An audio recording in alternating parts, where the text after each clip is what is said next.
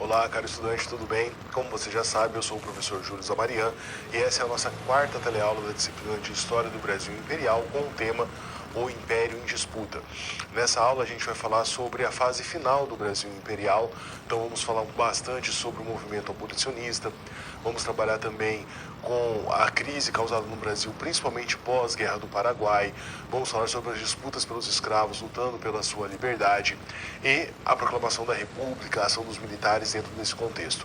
Também nessa aula, na parte final, nós vamos trabalhar um pouco com a historiografia do Brasil.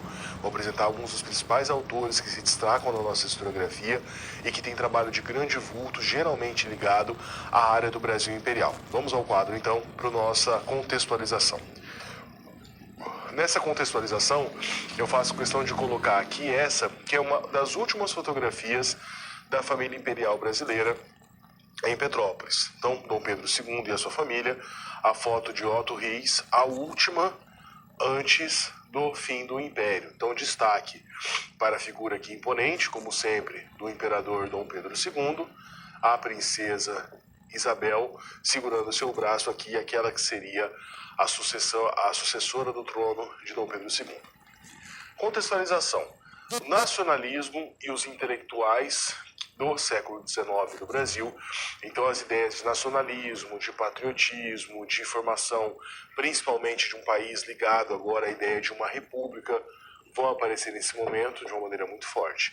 Na segunda parte da nossa aula, nós vamos falar sobre a Guerra do Paraguai, vamos trabalhar as três principais versões historiográficas com relação à Guerra do Paraguai e como que a Guerra do Paraguai inicia aquilo que seria o processo final do Império, né? A crise a partir de 1870 que vai levar o Império à decadência. E na última parte da nossa aula, a historiografia sobre o Império, né? Então são esses os três temas principais aí da nossa aula.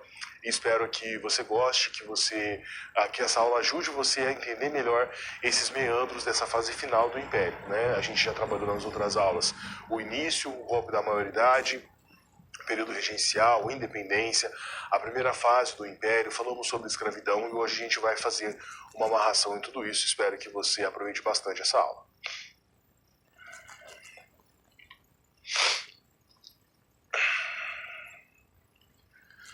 O debate intelectual no final do século XIX, o nacionalismo. Então, você deve estar pensando, professor, mas falar de nacionalismo, a gente já falou sobre a Constituição da Nação, 1822, o Projeto Nacional, tudo isso que estava ensejado. Sim, só que essa construção desse nacionalismo, ela não se encerra com Dom Pedro I lá em 1822, ela tem uma continuidade muito grande com o imperador Dom Pedro II. E nesse contexto, a história está muito ligada a isso. Por quê? Quando a gente fala do Brasil nesse período, a ideia da história, ou melhor, de como seria contada a história do Brasil, aparece de uma maneira bem interessante e bem definitiva.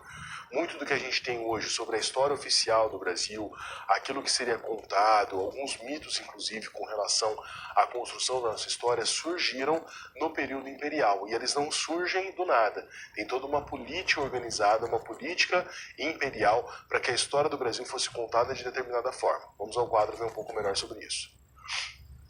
Então, primeira coisa, definição de nação ou nacionalismo. Segundo Max Weber, um dos grandes pensadores aí do século XIX, a nação, ela geralmente, acontece como construção elaborada por um grupo dominante que unifica um Estado a partir de uma cultura específica. Então, fazer igual o Mário Sérgio Cortella, vou ler de novo. Nação como uma construção elaborada, ou seja, uma construção feita por um grupo dominante que unifica um Estado a partir de uma cultura específica. Então, ou seja, a partir daí você tem a ideia da identidade nacional que é construída historicamente e a Europa como paradigma de civilização e também de progresso. Então, o Weber vai falar o seguinte, você tem uma nação. Essa nação ela não brota, ela não germina, ela não surge do nada. Pelo contrário, você tem um grupo dominante, geralmente as pessoas que estão ligadas ao governo, pessoas com dinheiro, influentes. Esse grupo dominante ele vai influenciar a maneira como a história desse país está sendo contada, vai influenciar a maneira como esse nacionalismo é criado. E esse nacionalismo tem relação com a identidade. Quando eu falo identidade histórica, eu estou falando o quê? Identidade é aquilo que nos identifica, como o próprio nome já diz. Então, quando eu falo com identidade nacional brasileira, eu estou me referindo a aspectos da nossa cultura, da nossa sociedade, que nos diferenciam dos outros. Aquilo que me torna brasileiro e não argentino, uruguaio, francês ou angolano, por exemplo. Pequenos símbolos, pequenas ações do governo fazem parte dessa identidade. A língua, a nossa língua portuguesa, o português brasileiro, a maneira como nós falamos o português é diferente dos portugueses da Europa, por exemplo. Aspectos como a nossa culinária, a bandeira, símbolos pátrios como hinos, como os brasões, a própria forma do nosso território também tem uma relação muito importante com isso. Então essas características fazem com que nós tenhamos a chamada identidade. E essa identidade ela não surgiu do nada, ela foi criada pelo Estado brasileiro e tinha como paradigma a civilização e o progresso da Europa. Então, apesar de ser uma nova nação, uma nação na América, uma nação nos trópicos, o ideal de civilização é a Europa. Principalmente influências, logicamente, portuguesas, mas também inglesas e francesas, as duas grandes potências do mundo naquele período, especialmente os ingleses enquanto economia e a França mais no aspecto cultural. Então, esses dois aspectos vão influenciar bastante aí a nossa história e a construção da nossa identidade. Voltando ao quadro, então já falamos do Weber, vamos agora para o IHGB. O IHGB foi criado em 1838, um pouco antes, então, portanto, do golpe da maioridade, ainda no período regencial, e era um Instituto Histórico e Geográfico Brasileiro. Qual que era o objetivo do IHGB, do Instituto Histórico e Geográfico Brasileiro? Criar uma história nacional. Essa história nacional, logicamente, ela não seria uma história mais próxima do real. Ela seria uma história ideal, uma história com um ideal, uma história com uma ideia, com um norte. Esse ideal reforçava um passado romanceado e um futuro de progresso. Até a mesma terminologia que nós usamos para nos referirmos a esses aspectos históricos, ela é bastante interessante. Em que sentido? Quando eu falo que os portugueses colonizaram o Brasil, esse termo colonização, ele é bonitinho. Olha, os portugueses abriram as matas, descobriram novos territórios, se encontraram com os indígenas, fundaram uma nova nação, a miscigenação criou um novo povo. Tudo isso é uma história romanceada. A gente pode falar essa história de uma outra maneira.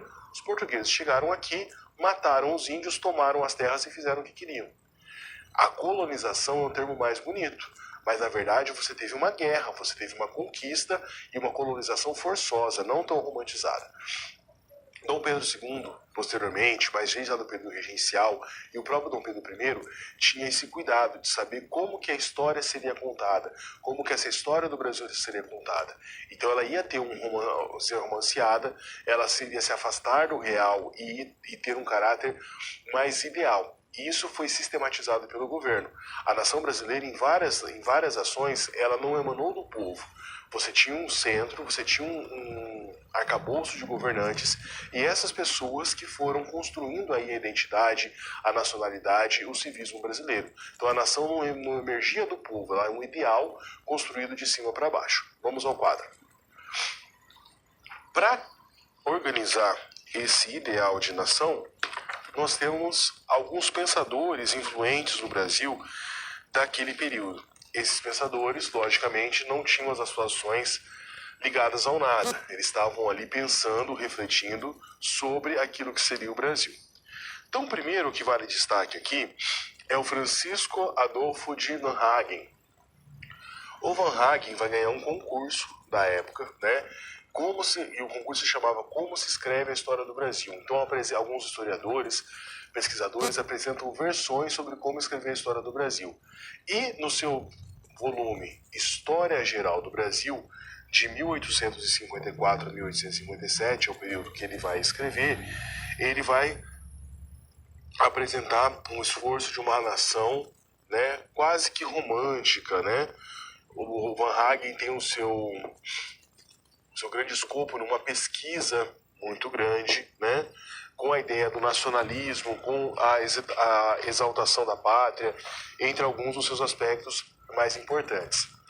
O Van Hagen, até pela data você pode perceber isso, ele é um continuador, vamos colocar assim, influenciado muito grande pela história metódica dita positivista de Leopold von Ranke da Alemanha. Qual que é a base da história metódica dita positivista do Leopold von Ranke? Vamos lembrar as aulas aí de teoria da história, de historiografia. Existe uma verdade histórica, segundo Ranke. Como que eu chego a essa verdade? Analisando os documentos oficiais do governo.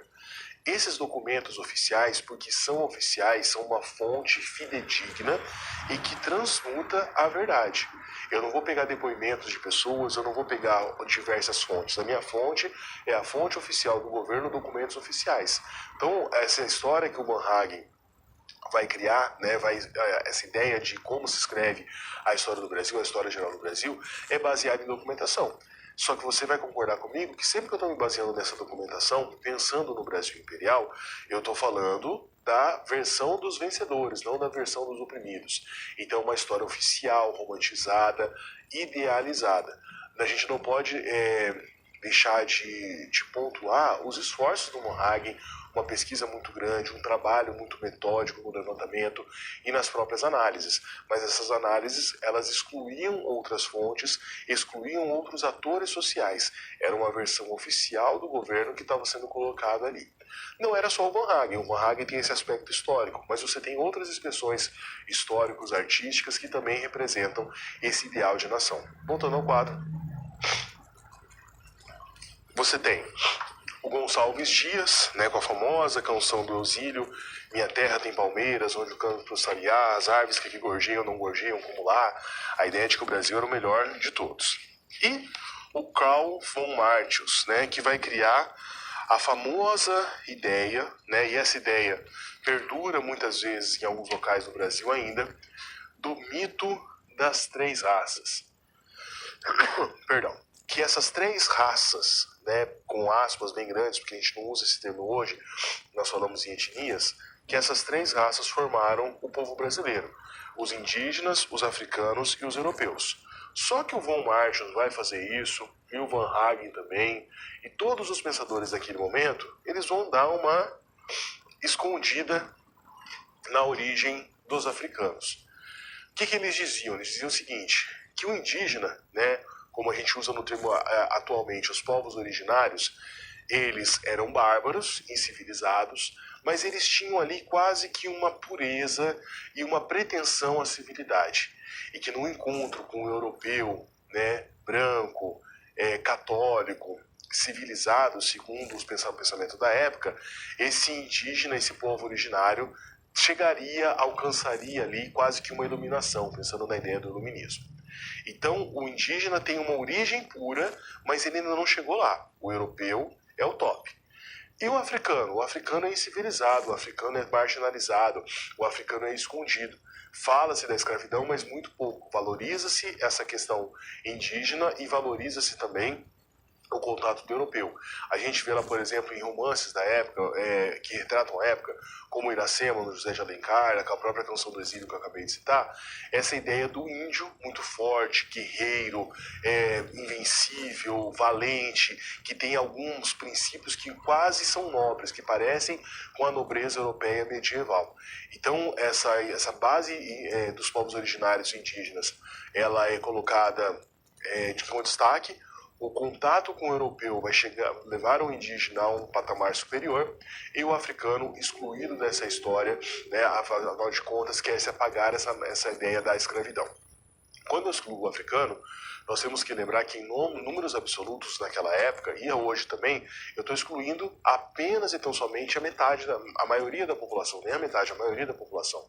O que mostra que essa história se afasta muito de uma história que seria a verdadeira, a real, com laços bem grandes, afinal de contas, na história nós não acreditamos numa única verdade, mas é um passado muito mais romantizado e idealizado. Então, a construção histórica da identidade da nação brasileira não emana do povo, ela é direcionada por ações aí propositais do governo brasileiro naquele período.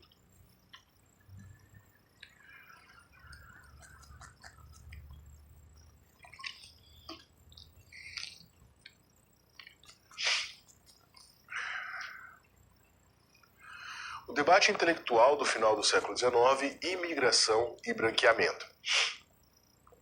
preconceito, né, já trabalhamos em outros momentos, o preconceito, o racismo de uma maneira muito forte, era presente em vários momentos.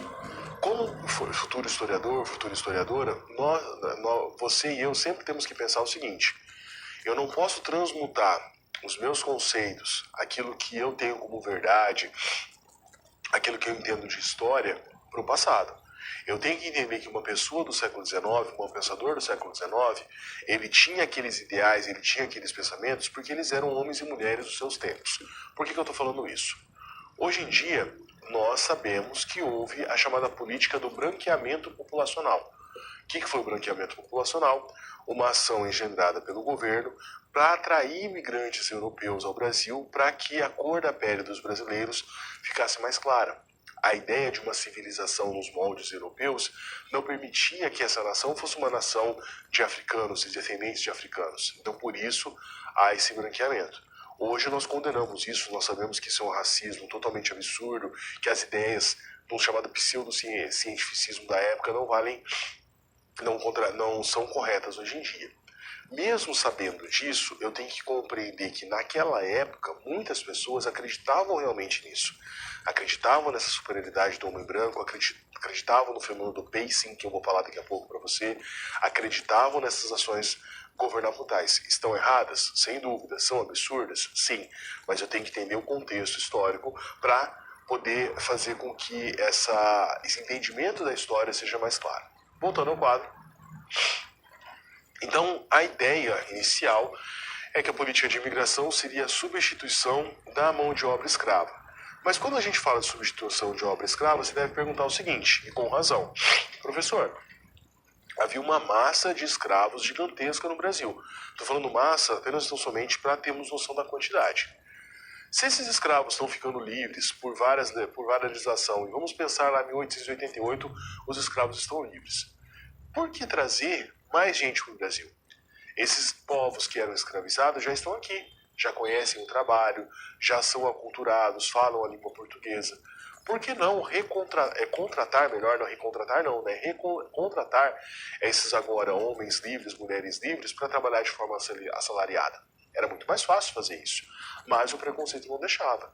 Muitos dos donos de escravos não aceitavam pagar salário para um escravo que até bem pouco tempo atrás trabalhava de graça, para aquilo que era considerado na época uma mercadoria. Então tem a ver com o preconceito também, essa ideia de trazer imigrantes para o Brasil. Voltando ao mesmo quadro, o branqueamento populacional, que era uma ação oficial do governo, a parceria com o governo italiano, com vários governos europeus, mas a parceria com o governo italiano se destaca, tá?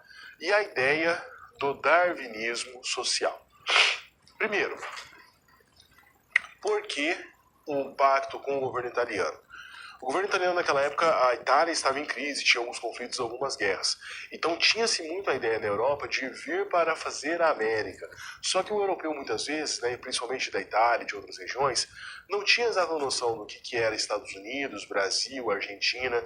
Há vários relatos de imigrantes que vinham para a América achando que estavam vindo para a América do Norte ou que iam para uma região diferente, se assustavam quando chegavam aqui. E toda essa ideia do branqueamento populacional está baseada no darwinismo social. O que é o darwinismo social? Você conhece muito bem, você vai lembrar da sua aula de ciência lá do colégio, do ensino médio, ou de outro estudo que você já tenha feito, que Charles Darwin é o grande pai da teoria do evolucionismo. O evolucionismo baseado em duas premissas principais. Os seres vivos evoluem do mais simples para o mais complexo e que essa evolução tem uma regra chamada seleção natural. O que a seleção natural afirma? Os seres vivos mais bem adaptados às condições ambientais são aqueles que sobrevivem e passam essas características para os seus descendentes, por isso que há a evolução. A sociologia física social, como era chamada na época do século XIX, tenta pegar os ideais do darwinismo e colocarem na sociologia, por isso o darwinismo social. O que o darwinismo social afirmava de uma maneira bem tosca?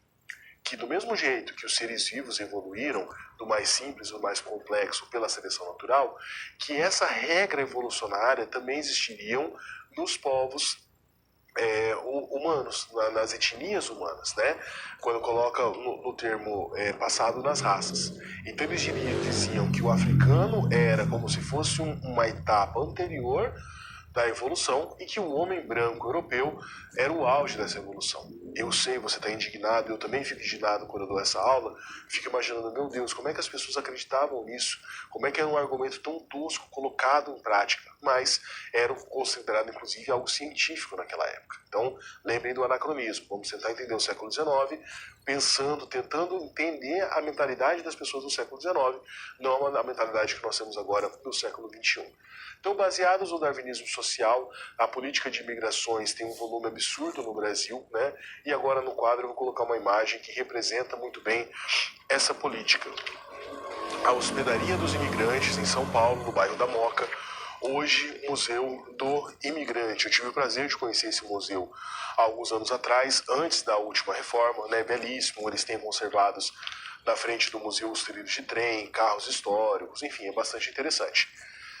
Essa hospedaria, que virou um museu, para começar, até um tempo o site estava em reforma, mas acredito que ele já voltou ao ar. Dá um Google aí e coloca Museu do Imigrante. Se você fizer isso, você vai ter acesso a vários documentos que estão presentes ali no Museu do Imigrante. Então aqui é uma foto da época, tá? Com os imigrantes todos parados aqui na frente dessa hospedaria. Como que funcionava, como que era o fluxo da hospedaria dos imigrantes? Os imigrantes chegavam, principalmente do Porto de Santos, pegavam um trem, vinham para São Paulo, aí na hospedaria. Na hospedaria, esse europeu, esse imigrante, tinha o primeiro contato com o Brasil, né? Então, eram registradas as pessoas que estavam chegando. Eu tenho foto dos registros da época, manuais. Então chegava lá, por exemplo, o imigrante Antônio, que veio com a sua esposa Luzia e trouxe mais 3 filhos, isso tudo anotado manualmente. Chegou no vapor tal, né, que vinha do porto italiano de não sei o que lá, a data, tudo preciso. Chegando nessa hospedaria, ele era registrado, ele tinha alguma assistência, então era um lugar que ele poderia dormir algumas noites, tomar um banho, assistência médica. E os grandes cafeicultores que queriam contratar imigrantes iam na hospedaria. Então a hospedaria era um entreposto de mão de obra. Os imigrantes chegavam, ficavam um tempo na hospedaria e depois iam para suas fazendas. Pessoas que muitas vezes querem fazer aqueles processos de dupla cidadania, principalmente italiana, muitas vezes buscam documentos na hospedaria, porque ali você tem vários registros, certidões e assim por diante. Se você conhece alguém ou mesmo tem ali algum passado com imigrantes, você pode colocar o seu sobrenome e muitas vezes você consegue esse registro do seu antepassado. Os italianos eram um grande volume na hospedaria, mas você também tinha espanhóis, você tinha portugueses, holandeses, alemães, enfim, mais variados povos. Voltando ao quadro. Essa citação, ela ajuda a entender um pouco a mente das pessoas daquela época, principalmente quando nós falamos da política das imigrações. Olha só o que ela diz. O que se chama, né? Então, só para basear, esse texto do Paulo Prado, Retrato do Brasil, é um ensaio, né, escrito em 1928. 44 é a edição que eu peguei o texto. O que se chama de arianização do habitante do Brasil é um fato de observação diária. Então, eles estão vendendo a ideia de que realmente o Brasil estava ficando mais branco. Já com 1/8 de sangue negro, a aparência africana se apaga por completo. É o chamado fenômeno pacing dos Estados Unidos. E assim, na cruza contínua, olha o termo que eles usam, né, gente? Cruza contínua da nossa vida, desde a época colonial, o negro desaparece aos poucos, dissolvendo-se até a falsa aparência do ariano puro. Então nem se questiona o fato de querer ser ariano puro, o objetivo é a arianização. Então vamos trazer esses europeus na cruza cotidiana, né? 1/8 de sangue negro, a aparência do negro desaparece. Então eles acreditavam realmente que o Brasil ali, na história muitas vezes você pensa uma geração, 25 anos. 25 anos seria o tempo médio que a pessoa, né, começa a ter filhos ou constituir família. Então eles acreditavam ali que em 4 gerações, no intervalo de pouco mais de 100 anos, essa aparência de negros no Brasil desapareceria, seriam os falsos arianos, mas na aparência brancos. Eu queria muito que uma pessoa que pensava sobre isso lá na virada do 19 para o 20 estivesse viva até hoje, para ver que é exatamente o contrário. A gente não tem nenhuma prova disso, esse pacing não existe. E em vários casos que você tem aí casais interraciais, a genética do homem e da mulher negra muitas vezes prevalece, né? Em vários casos. Então, ou seja, para nós hoje isso não é ciência. Na época as pessoas acreditavam que isso era ciência, era uma pseudociência, mas que justificava as ações do governo. Novamente, uma medida preconceituosa, racista, né, que não tem nenhum cabimento. Mas o motivo era aquilo que as pessoas acreditavam naquela época e justifica, inclusive, uma ação governamental que era a ideia, a política do branqueamento e o incentivo da imigração de europeus, principalmente de italianos, ao Brasil.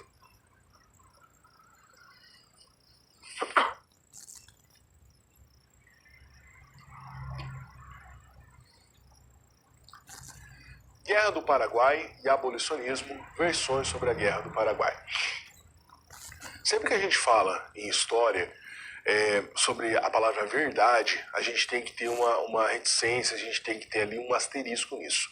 Em que sentido? Não existe verdade na história, né? Você já deve ter ouvido outros professores aqui da casa falar sobre isso.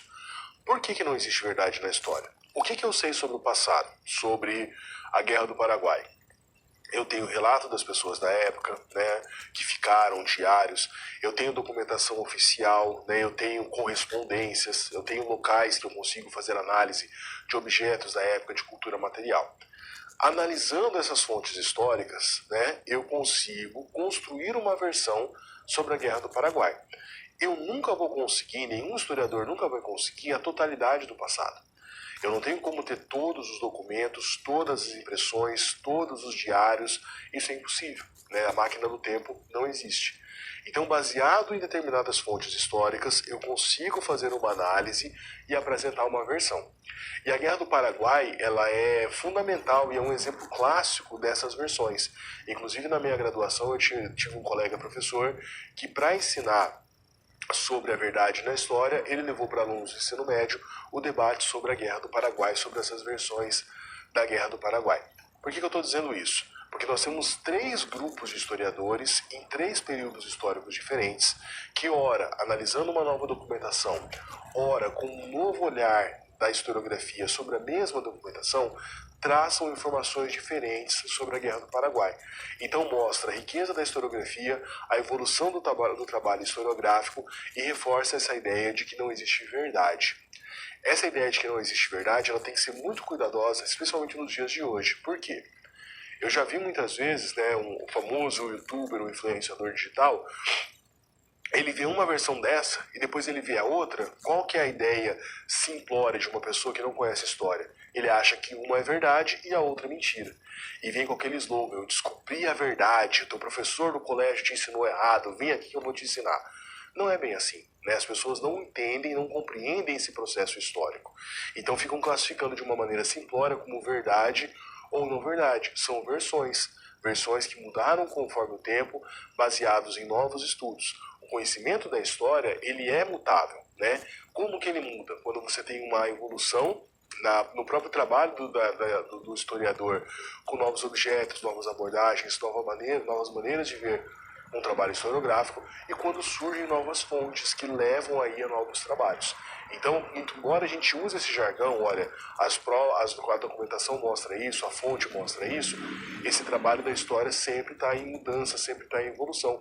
Por isso que o trabalho da história também é bastante interessante. Vamos ao quadro. Perdão. O Tasso Fragoso seria colocado aqui a história da Guerra do Paraguai, perdão, a história da guerra entre a Tríplice Aliança e o Paraguai. Essa versão que eu vou apresentar para vocês agora é a chamada versão tradicional, né? O grande historiador que representa essa ideia, o Tasso Fragoso, e ela é principalmente contada por pessoas que estavam escrevendo a história naquela época, né? Então, ou seja, é a história oficial do governo, a história dos vencedores do conflito. E na história dos vencedores do conflito, né, leia-se Brasil, Argentina e Uruguai, a culpa da guerra é do Paraguai.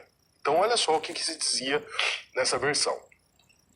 A ambição incoercível, incorrigível e o orgulho desmensurado de Francisco Solano Lopes, ditador, olha que frase contraditória, ditador da República do Paraguai.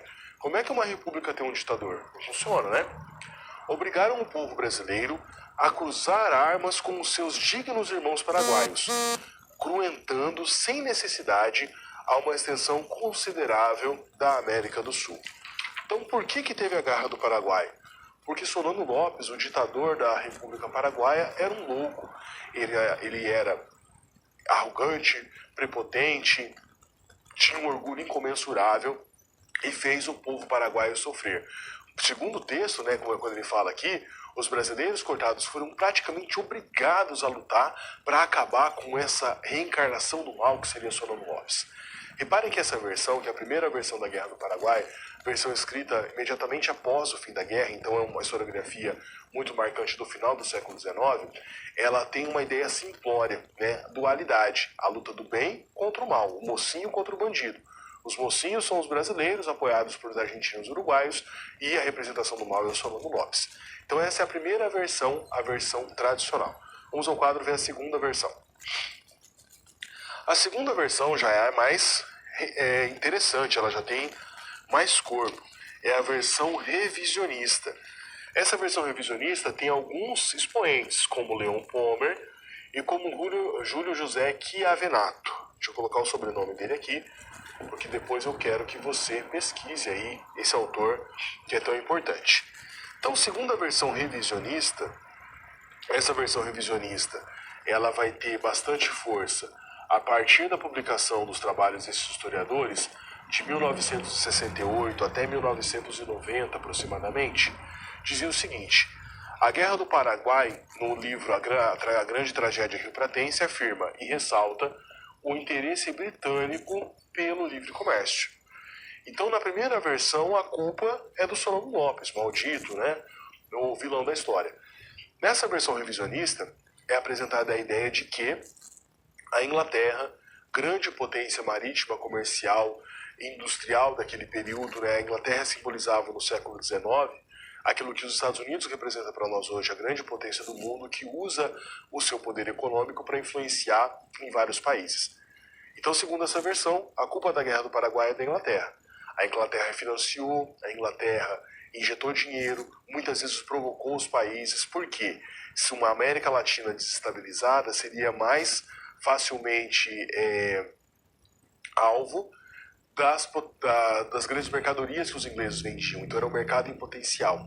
É nesse período também que aparece a ideia de que o Paraguai era uma potencial concorrente da Inglaterra no mercado industrializado, que os paraguaios já tinham um mercado industrializado bastante forte, um parque industrial consolidado, e que os ingleses queriam acabar com uma concorrência.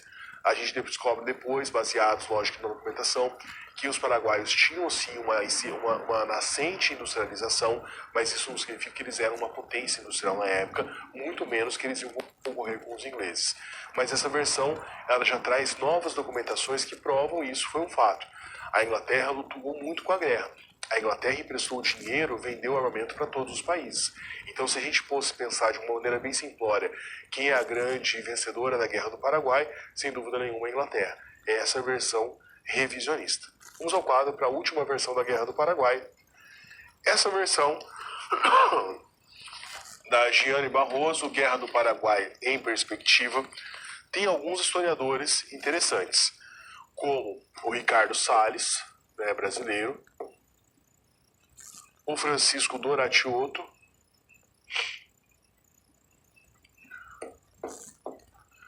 entre outros. Segundo eles, os interesses regionais têm grande peso nessa guerra. Eles não descartam as demais hipóteses, mas apresentam que existe um pouco de cada uma na construção. Então essa versão é a versão mais aceita atualmente. Por quê? E tal, até que surja novas fontes históricas ou uma nova maneira de enxergar a história, essa versão é a mais consolidada. Por quê?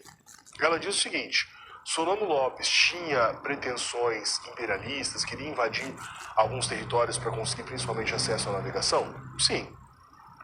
A Inglaterra tinha influência, lucrou e, de certa forma, incitou o movimento? Sim. Mas a gente não pode colocar a culpa da guerra apenas num país ou na ação de um único ditador. Você tem questões regionais importantes. Você tinha a política uruguaia entre o Partido Blanco e Colorado, você tinha rivalidades Argentina-Paraguai, Brasil-Paraguai, você tinha um contexto histórico internacional bastante interessante. No século XIX, acreditava-se que uma grande nação surgia de uma guerra, de um embate. Os Estados Unidos surgiram da guerra que eles fizeram contra os ingleses para serem independentes, só para dar um exemplo. Então acreditava-se que um conflito para resolver as questões no século XIX na América seria importante para reforçar o caráter nacionalista de cada um desses países, para consolidar a ideia da identidade nacional dessas nações. Então isso também está colocado.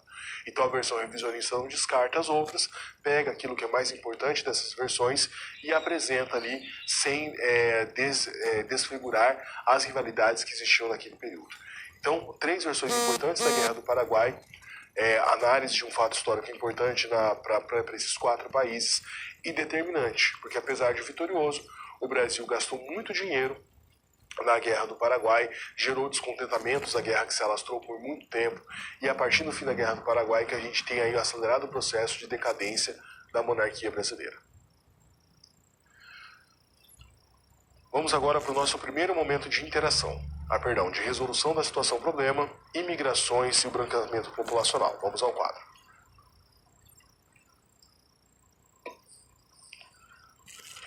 Ao preparar as aulas sobre as imigrações no Brasil, alguns alunos citam um youtuber, algo muito comum, que tem novas abordagens, muito mais críticas que os livros chatos da escola. Essa nova abordagem valoriza a matriz europeia e trata os brasileiros como inferiores. Como evitar que um debate, uma história construída de análise, método e debate acadêmico, seja vista apenas como uma versão chata? Muitas vezes, a versão fácil da história ela é mais palatável, ela é mais compreensível. Ela é o senso comum que muitas vezes pode se tornar legal. Nós, como profissionais da história, temos que sempre apresentar o método histórico, a contextualização, para desmistificar essas ideias. Existe uma verdade sobre a Guerra do Paraguai? Não, existem versões. Mas por que existem versões? Porque existem várias fontes. Dá trabalho fazer essa conscientização, mas ela, ao final e ao cabo, apresenta ali um conhecimento que é historicamente construído e afasta essa dualidade, essa simplicidade de bem ou mal. Voltando ao quadro. Com a explicação da sessão, especialmente com o trabalho sobre o darwinismo social e todo o preconceito imbuído nessa prática, você consegue resolver essa situação. Então, apresentando que a história do Brasil, ela não é simples, ela é muito mais complexa. Tem a ver com as versões da Guerra do Paraguai.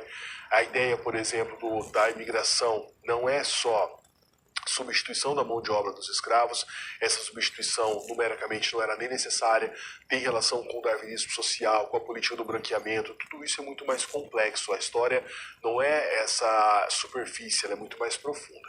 Vamos ao próximo quadro para finalizar. A essa altura, deve estar claro para os estudantes que eles não podem acreditar mesmo em tudo que vem na internet, nas redes sociais, YouTube, influenciadores, o senso comum. Precisam questionar e entender as nuances da história.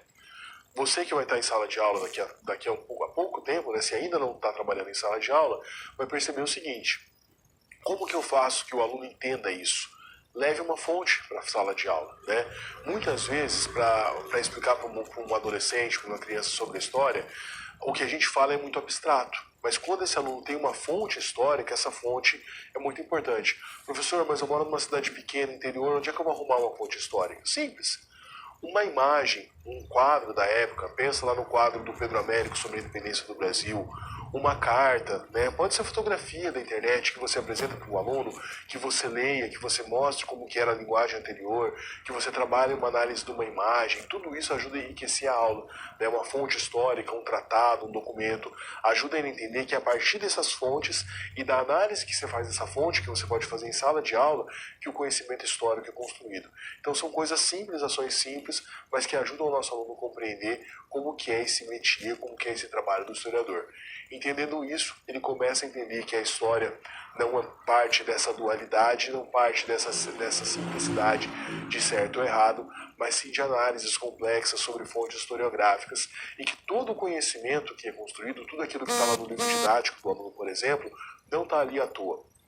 Tem um trabalho de checagem, de verificação, para saber a confiabilidade daqueles fatos, um trabalho de escolha, de seleção, enfim, a construção do trabalho do historiador, ela não é simplória, ela é muito mais complexa e obedece aí a todo um ritual de construção do saber. Vamos agora para o nosso primeiro momento de interação.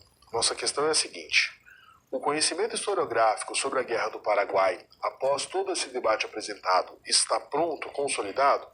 Pense, reflita, eu volto em alguns instantes com a resposta.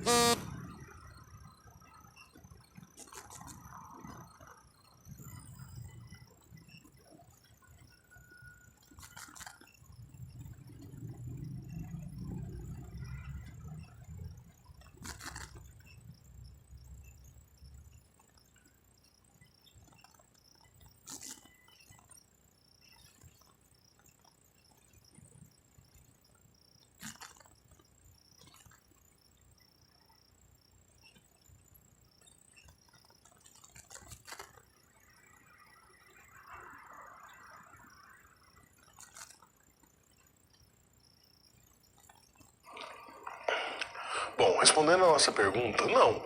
O conhecimento histórico sobre a Guerra do Paraguai não está consolidado. Nos últimos 20 anos, a gente não teve uma mudança tão grande na discussão historiográfica a esse respeito. Mas nada impede que no futuro isso possa acontecer, tanto por novas abordagens da historiografia, tanto por novas fontes que possam ser descobertas. Então, o conhecimento da história ele é algo vivo, ele é algo que está sempre em mudança.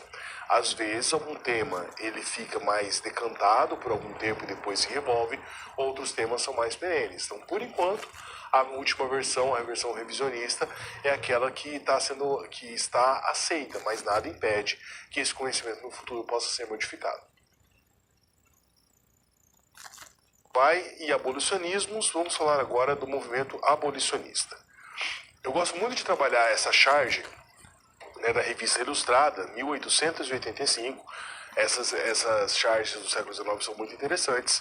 Então você vê, eu gosto de observar os detalhes. Primeiro, repare que na cova você já tem um outro escravo colocado aqui, ó, já tem um morto.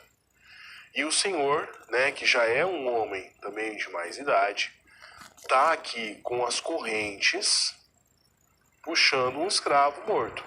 Repara que esse escravo está acorrentado, ele está descalço, então ele é um cativo e está sendo enterrado. Essa charge está fazendo referência aqui à Lei dos Sexagenários de 1885. O que a Lei dos Sexagenários dizia? Que todo escravo que alcançasse 60 anos estava livre. Essa e outras leis fazem parte de um contexto da época que é muito interessante. Que contexto que é esse? A escravidão no Brasil não acabou assim, do dia para a noite, num estalo de dedos. Foi um processo paulatino. Aos poucos, aquela escravidão foi acabando. Antes da Lei Áurea, de maio de 1888, o grande golpe do fim da escravidão foi o fim do tráfico de escravos em 1850. Então, em 1850, você tem um duro golpe nas pretensões do comércio de escravos, há uma diminuição muito grande do número de cativos que vinham ao Brasil, e a partir daquele momento sabia-se que a escravidão estava com os dias contados. Mas o governo vai aos poucos fazendo algumas legislações para atender às demandas sociais, atender às reivindicações pelo fim da escravidão. O governo ficava ali pisando em ovos nessa situação. Em que sentido? É lógico que você tinha um movimento abolicionista cada vez mais crescente, você tinha pressões internacionais muito grandes da Inglaterra pelo fim da escravidão.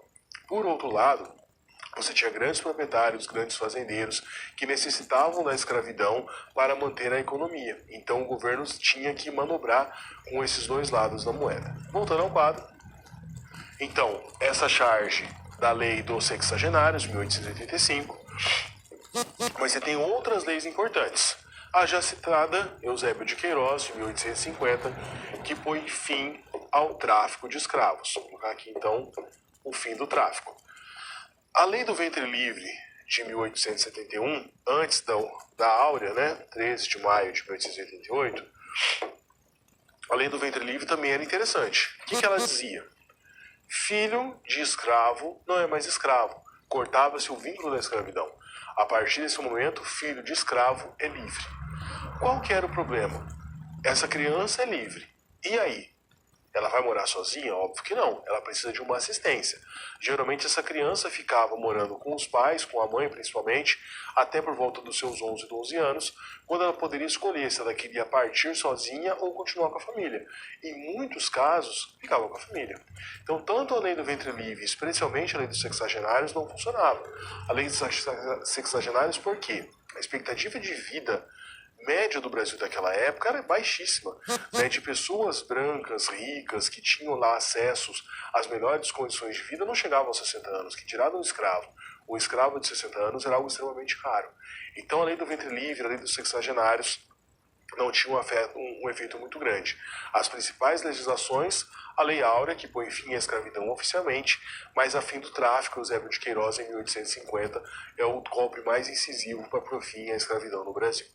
Voltando ao quadro, temos uma citação agora do Thomas Skidmore, um dos autores que eu gosto de usar bastante quando a gente fala sobre a história do Brasil.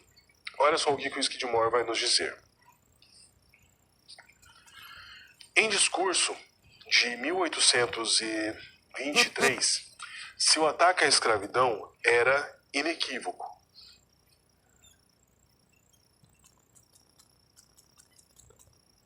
Porque uma espécie de justiça de um homem rouba a liberdade de outro homem e, ainda pior, a liberdade dos filhos desse homem e dos filhos dos seus filhos.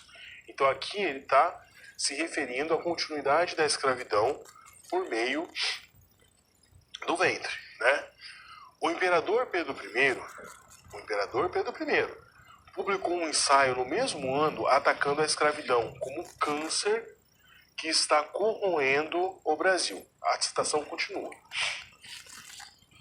As implicações políticas de uma tal afirmação do imperador eram tão graves que ele foi forçado a usar um pseudônimo. Esse pseudônimo era o filantropista. Então, ou seja, dentro do próprio governo, o próprio Dom Pedro I, né, lá no início do século XIX, já criticava a escravidão como câncer que estava corroendo a nação brasileira. Mas ele não tinha força política para acabar com a escravidão naquele momento. Aí você deve se perguntando, professor, o imperador, como que ele não tem força política? Ele não era um déspota, né, absolutista. Ele tinha ali as suas travas e, principalmente, ele sabia que ele não poderia governar sem apoio. Se ele acaba com a escravidão naquele momento, né, o governo dele não se sustentaria. Lembre-se o seguinte, avançando um pouco no tempo, não é coincidência a proximidade de datas. 1888 acaba a escravidão. Um ano depois, em 89, é a proclamação da República. Essa proximidade de datas não é coincidência. E a monarquia sabia disso, inclusive Dom Pedro I, naquele momento. Vamos ao quadro novamente, para encerrarmos esse bloco. Há um despreparo para a absorção da massa de escravos pela sociedade livre. Não há nenhum projeto, né, para pensar e refletir sobre como esses escravos seriam reintroduzidos na sociedade. Os problemas atuais, né, que nós temos, que são uma herança maldita desse período, além de todo o preconceito, de todo o racismo, né? A demarcação de terras quilombolas que não avança, assim como a demarcação de terras indígenas, e as separações feitas pelas cotas raciais. A política de cotas começou aí em meados do início dos anos 2000 como uma ideia de uma reparação histórica. Muitas pessoas criticam a ideia das cotas raciais sem conhecer a origem dessas cotas raciais. Durante séculos, né, desde quando acabou a escravidão, os seus afrodescendentes não tinham os mesmos acessos à saúde, segurança, educação, oportunidade de trabalho que as pessoas brancas tinham, especialmente se esses brancos fossem de uma condição econômica melhor. Então, qual que é a ideia das cotas? Primeiro, cotas raciais, depois nas universidades tem as chamadas cotas de escola pública, para concursos públicos também isso acaba existindo. Fazer uma compensação. Não dá para voltar no passado e criar uma política social para que esses escravos sejam reinseridos na sociedade como trabalhadores, como homens e mulheres livres. Então a cota seria uma compensação temporária, para que a sociedade ficasse mais justa e para que homens e mulheres brancos, negros, independentes do seu gênero, cor, credo, raça, tivessem as mesmas condições. O que acontece no Brasil é que mesmo com as cotas, você ainda tem uma grande parcela da população que sofre preconceito, que não tem as mesmas oportunidades comparado com as pessoas mais ricas do Brasil, e por conta disso, essa política, apesar de existir, ela não conseguiu alcançar o seu pleno objetivo, né? Porque o problema é muito mais grave, né? Você tem a marginalização de uma boa parcela da sociedade que mesmo as cotas raciais não conseguem compensar. Então é uma necessidade, algo importante, mas seria uma solução, um ponto de solução, na qual precisaria de mais ações para que essa ideia desse preconceito, da conscientização e principalmente para que essas pessoas mais humildes no Brasil tenham realmente acesso à segurança, principalmente à educação de qualidade, para que possam ter suas vidas transformadas. Então a política de cotas ela é importante, mas ela é um passo, precisa-se aí outras ações para inverter essa pirâmide social do Brasil, né? Seria utópico eu falar aqui em uma inversão total, mas que pelo menos esses afrodescendentes, as pessoas mais pobres do Brasil, tenham mais condição de uma vida melhor, pautada principalmente por essa ponte aí da educação.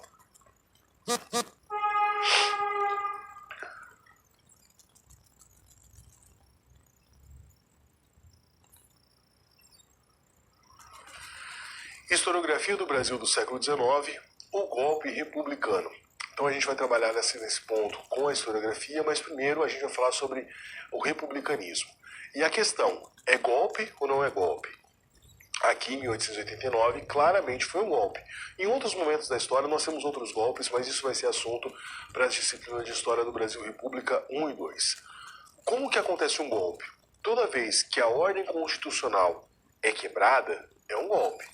Qual que era a ordem constitucional do Brasil, pensando na Constituição de 1891, que era a Constituição, a Constituição de 1824, que era a Constituição do Império. 1891 é a Constituição Republicana, né? Estou antecipando um pouquinho da disciplina.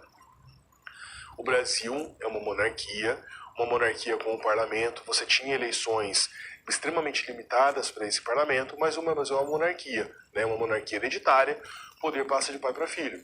Nós tivemos Dom Pedro I, período regencial, Dom Pedro II. Então, Dom Pedro II, ele era o legítimo imperador do Brasil.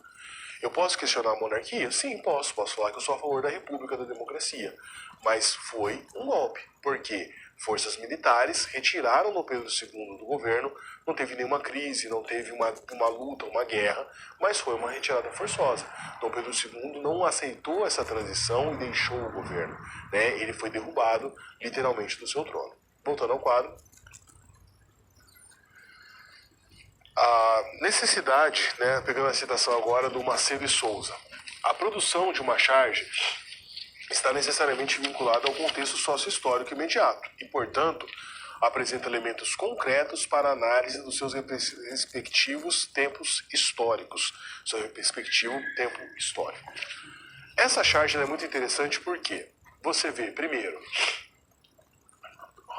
os observadores aqui, o bobo da corte ali, as pessoas tirando sarro. Você tem um manuscrito aqui, um decreto caindo das mãos de Dom Pedro II, né, que seria ali a parte documental. E o mais interessante, o Marechal Deodoro da Fonseca empurrando o trono e Dom Pedro II caindo aqui de uma maneira vexatória, né? Primeiro, com as pernas abertas, todas arqueadas aqui. Segundo, olha o detalhe interessante, a coroa caindo da cabeça e a imagem de Dom Pedro II, né? Por essa imagem aqui, Dom Pedro II aparenta ter algo entre 82 e 83 anos. Ele era muito criticado pela idade, diziam que ele já estava muito velho, senil, incapaz de governar o Brasil naquela época. Dom Pedro II estava ali por volta dos 60 anos, mais 60 anos em 1889, essa proporção da idade era diferente naquele período. Então ele era considerado velho, senil, ultrapassado naquele período, né? Então você tem um golpe, o Marechal Deodoro da Fonseca com os outros militares que eram prestigiados, benquistos por conta da Guerra do Paraguai, e militares nos quais as ideias do republicanismo, do positivismo de Comte, liberdade, né, progresso, influenciaram de uma maneira muito grande essa transição republicana. Ao quadro novamente. A questão militar era muito bem colocada naquele período. Os militares defendiam a liberdade dos escravos, né, e a república tardia. O Brasil era aí uma ilha de monarquia numa América toda republicana. Eles eram inspirados no Augusto Comte, né, no positivismo de Comte, um positivismo baseado no iluminismo, progressivo, né? E o Marechal Deodoro da Fonseca, o homem certo no lugar certo. Deodoro da Fonseca, ele era aí fiel a Dom Pedro II até por pouco tempo. Ele acabou sendo convencido a mudar de ideia por conta da influência republicana dentro do movimento. Você tem também a questão abolicionista sendo colocada de uma maneira muito forte. A princesa Isabel estava sendo preparada para ser a sucessora de Dom Pedro II. Tanto que é ela que assina a Lei Áurea para vincular a imagem dela como a libertadora dos escravos, algo que realmente acabou acontecendo. A libertação afetou de uma maneira muito grande os fazendeiros, principalmente da região do Vale do Paraíba, que perderam muito do investimento que eles tinham com os seus escravos. Boatos sobre a desmobilização do exército fizeram com que essa instituição ficasse ainda mais reticente contra Dom Pedro II. Então você tem todo um contexto colocado que ajuda a explicar esse golpe republicano. Você tem a crise causada pelo fim da Guerra do Paraguai, o endividamento do governo, ao mesmo tempo que os militares estão com moral elevada e são muito bem vistos pela sociedade. Esses militares são grandemente influenciados pelas ideias republicanas, pelas ideias do positivismo e acabam se voltando aí contra o governo, dando início à República no Brasil. Então, a República começa com um golpe, muito embora você tinha um grande clamor, um grande movimento por essa República, não deixa de ser um golpe, principalmente naquele período. Vamos ao quadro novamente para uma citação que encerra essa nossa parte do abolicionismo. José Murilo de Carvalho, no clássico livro Os Bestializados, né, O Rio de Janeiro e a República que não foi, diz o seguinte: em sua conclusão, o autor explica que como não aconteceu uma república real, ou seja, o governo nunca foi uma coisa pública, a cidade não teve cidadãos nesse sentido. Estes se relacionavam com o Estado de maneira como conseguiam. Como a cidade foi impedida de ser república, foram formadas várias pequenas repúblicas, onde os cidadãos foram construindo a sua identidade coletiva. Por que ele fala que a república nunca foi real, nunca foi uma coisa pública? Tecnicamente, teoricamente, um governo republicano deveria representar a população. Então, ou seja, res publica, no termo do antigo latim, uma coisa pública. Quando eu falo numa república, não existe uma república sem cidadãos. Então, esses cidadãos deveriam ajudar na construção dessa nação, pelo voto, pela participação em instituições políticas, debates diversos, ser representada. Assim como na independência, um grupo ligado a Dom Pedro I e a elite do Brasil impôs a independência e a população mal sabia o que estava acontecendo, no período republicano aconteceu a mesma coisa. Os militares, e um grupo de elite influenciado pelas ideias do republicanismo derrubam Dom Pedro II e começam um novo governo. A maioria da população brasileira está alheia a esse processo. Por isso que o título lá do livro do José Murilo de Carvalho é Os Bestializados. As pessoas viram aquilo como bestas, não estavam nem entendendo o que estava acontecendo. É uma mudança dentro da elite do governo brasileiro, não que emana de uma república. Como não emanou na república, como não era uma coisa colocada, uma coisa pública, as pessoas se identificavam muito mais com as suas regionalidades, com a sua cidade, com o seu bairro, com o seu cotidiano. É como se esse governo fosse descolado da população. Por isso que o Murilo de Carvalho vai afirmar que essa república não era real, ela não era uma coisa pública propriamente dita. Por caminhos aí diversos, o Brasil finalmente alcançava o status de república, como todos os outros países da América até então, e você tem uma caminhada nesse Brasil republicano. A república cheia de idas e vindas, sempre cheia de golpes, cheia de rupturas, mas que historicamente tem sido construída nos últimos anos.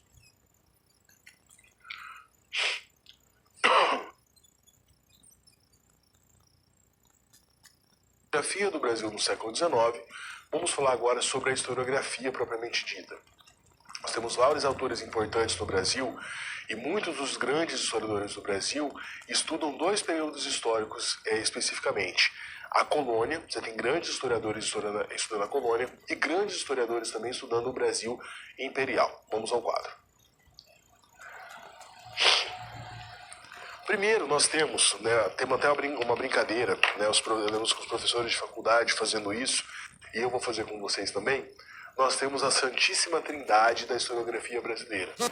Quem é essa Santíssima Trindade? São chamados intérpretes modernos do Brasil. Os intérpretes modernos, a famosa geração de 1930. O que a gente brinca de Santíssima Trindade seria o Sérgio Buarque de Holanda, o Caio Prado Júnior e o Gilberto Freire. O Nelson Werneck Sodré também é importante, mas ele não está especificamente colocado nesse grande grupo de elite aqui, do Buarque de Holanda, o Caio Prado Júnior e o Gilberto Freire. Daí você deve estar perguntando, professor, eu conheço esse nome, Buarque de Holanda. Sérgio Buarque, o grande historiador, é pai do Chico Buarque, o grande cantor e compositor. Esses autores têm algumas características em comum com relação ao seu trabalho historiográfico. Então, primeiro, eles são pautados de uma maneira muito forte em referenciais teóricos marxistas e liberais. Pensem na época, ao início do século XX, logo depois da Revolução Russa, as ideias do marxismo estão bastante presentes.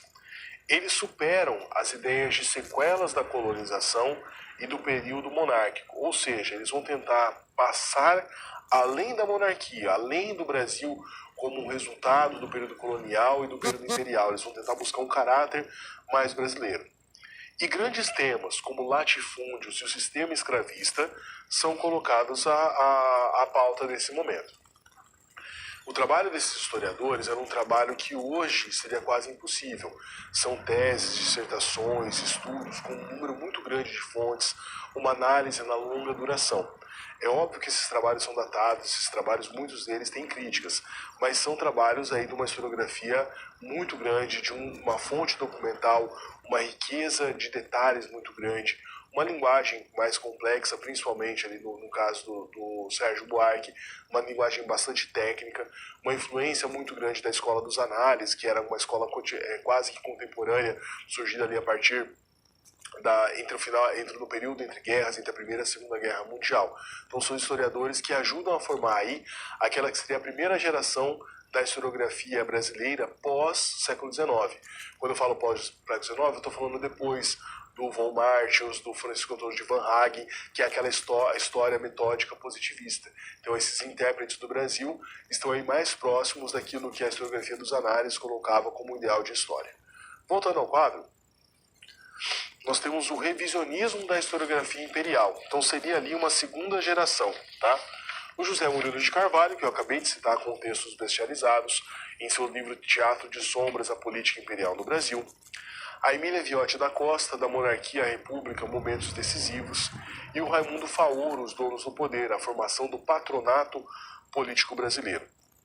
Esses historiadores, eles têm uma influência muito grande da nova esquerda inglesa, né, da New Left Review, a revista consagradíssima com relação à história, e eles vão propor novos temas, novas abordagens da história e novos objetos. Então aquela ideia de fugir de uma história que era uma história essencialmente política, pensar nos aspectos culturais, sociais, evoluir nesse sentido, a história dos escravizados, a história vista de baixo, a história das mulheres. Eles vão abrir o leque de uma maneira muito grande e fugindo daquela perspectiva da primeira geração, do Caio Prado, do Sérgio Buarque, que era uma historiografia muito pautada na política.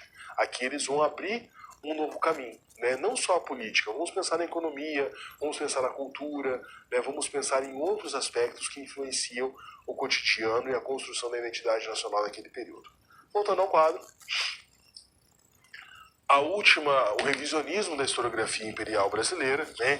Influenciados principalmente pela terceira geração da Escola dos Análises. Você tem o Luiz Felipe de Alencastro, que eu já citei várias vezes na aula, História da Vida Privada no Império, A Corte e a Modernidade, em 1997. O Luiz Felipe de Alencastro ganhou o prêmio Jabuti por esse livro. O Sidney Chalub, Visões de Liberdade, uma história das últimas décadas da escravidão na corte. E a Lilia Schwartz, As Barbas do Imperador, Dom Pedro II, Monarca nos Tópicos. Esses historiadores evoluem, né, ou progridem no trabalho ainda mais. Eles vão pensar na história cotidiana, vão pensar na história das mentalidades, enfim, vão trazer ali uma abrangência muito grande do trabalho da historiografia brasileira e são autores consagradíssimos até hoje. A Lilia Schwartz também tem um trabalho editorial importante na Companhia das Letras, né? Ela é uma das sócias da Companhia das Letras, então vários trabalhos, vários autores internacionais acabam publicando no Brasil via Companhia das Letras e o trabalho da historiadora também grandemente colocado. Estou citando alguns autores, algumas obras, algumas datas. É interessante depois que você tenha que pesquisar mais, aprofundar mais os conceitos relacionados a esses temas. Vamos agora para a nossa segunda situação-problema. Versões e controvérsias sobre a Guerra do Paraguai. Como lidar com os questionamentos dos alunos sobre a Guerra do Paraguai, de que os professores de humana ficam repetindo a cartilha que só culpa a Inglaterra, que a população paraguaia não sofreu uma queda tão grande como alguns falam. O aluno apresenta uma fonte de sua opinião, né? Um livro que tinha como título algo como As Mentiras do Professor de História. Então aquela ideia de que o professor de História está te enganando, que existem outras versões, que é politicamente incorreto disso, daquilo, outro. A gente já falou bastante sobre isso. Sempre que você apresenta o trabalho da história, o métier do historiador, você acaba aí desvinculando essas ideias de senso comum. Voltando ao quadro. Após apresentar para os alunos algumas fontes históricas, ressaltamos que como professores e alunos de história, não podemos desmerecer o evento, minimizá-lo por causa da existência de interpretações que não nos agradam.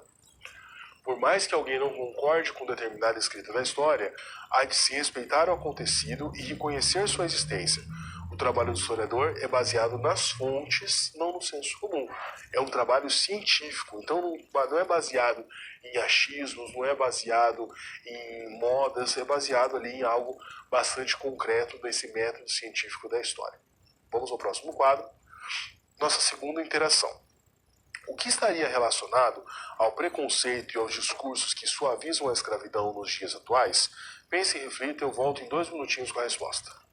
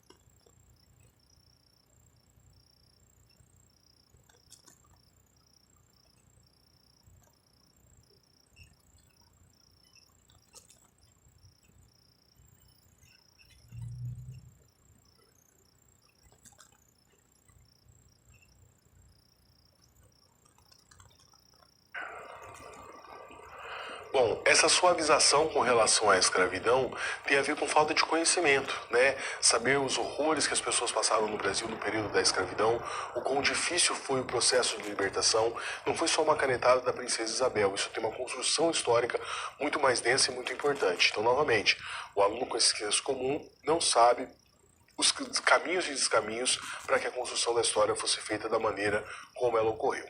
Vamos ao quadro novamente. Recapitulando então, nessa aula, uma aula bastante volumosa, nós falamos no primeiro momento sobre a Guerra do Paraguai, as 3 versões importantes para a história e como que elas surgiram e a importância delas no contexto da época.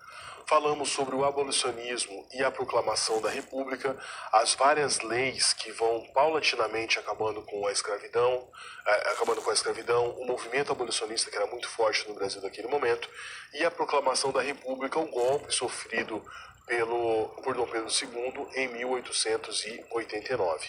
E na última parte da nossa aula trabalhamos com a historiografia do Brasil, falamos dos intérpretes modernos do Brasil, a geração de 1930, e depois os trabalhos mais contemporâneos, que vão desde lá do Raimundo Faoro, José Murilo de Carvalho, Ciro Chalubi, Lília Moritz Schwartz, entre outros grandes historiadores da nossa história do Brasil.